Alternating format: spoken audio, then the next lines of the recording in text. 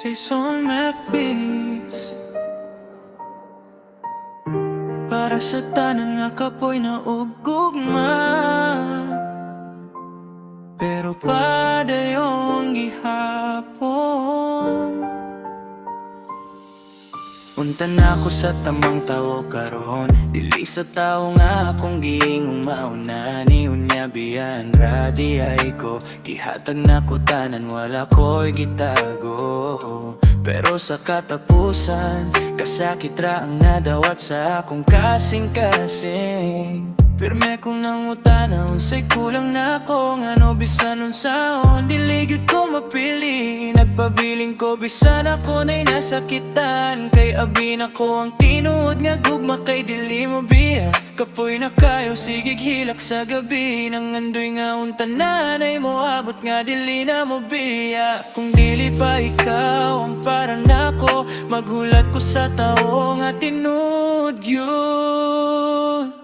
Unta na ako sa tamang tao karon, kanang mohawid bisang gubot ang panahon. Dili ko pasakitan, dili ko ilisan, kay kapoy na kaayo nga pirmi na lang biyaan. Unta na ako'y makita nga tinuod, kanang gugma nga walay pakakog walay kahadlok. Kay lisod na kayo pirmeng masakitan, Ginoo ihatag na unta ang akong kapalaran. Daghan kog sayo, pero nakakatun ko, dili na ko mupugos sa taong dili para nako. Kung ang gugma pinugos, sakit ra ang resulta, mas maayo pang mobiya kaysa magpabiling luha. Karon akong unahon ang kaugalingon, ayohon ang kinabuhi ug ang akong damgo. Kay kabalo ko mo abot ra ang panahon, nga ang tamang tawo ako nang makailan.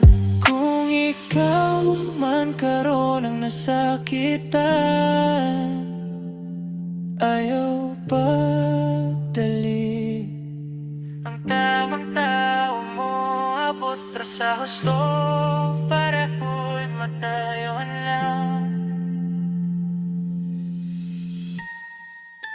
Unta na ako sa tamang tao karon, kanang mohawid bisan gubot ang panahon. Dili ko pasakitan, dili ko ilisan, kay kapoy na kaayo nga pirmi na lang biyaan. Unta na ako'y makita nga tinuod, kanang gugma nga walay baka kog walay kahadlok. Kay lisod na kayo pirmeng masakitan, Ginoo ihatag na unta ang akong kapalaran.